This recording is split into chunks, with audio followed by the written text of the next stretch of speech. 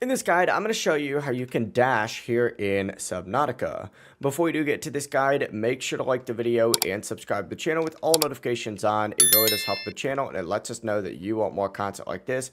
We'd greatly appreciate it. And if at any point throughout this guide you did have any questions, just ask them down in the comment section below and we could help you out further. I'm going to be doing my best to reply to every single comment down there. But I'd recommend first making your way over to a base that you might have made.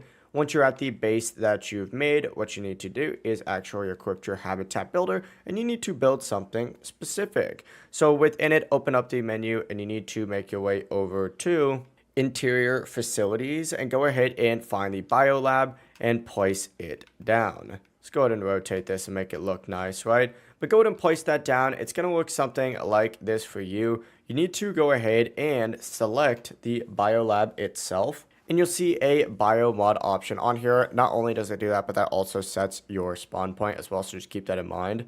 But go into the little like mods menu on the bio bed. And essentially you need to give yourself the dash ability. Make sure it's equipped in your active slot. You can also choose a passive biomod if you do have one available.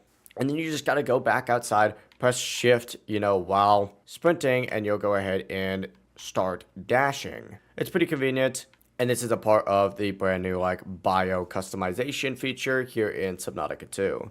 If you want to know how to get this, we have a full separate video breaking down the exact location, so I recommend checking that out. Just search up bio bed just pause. And before you guys leave this guide, make sure to like the video and subscribe to the channel with all notifications on. It really does help us out and it lets us know that you want more content. Have a great rest of your day though. Peace.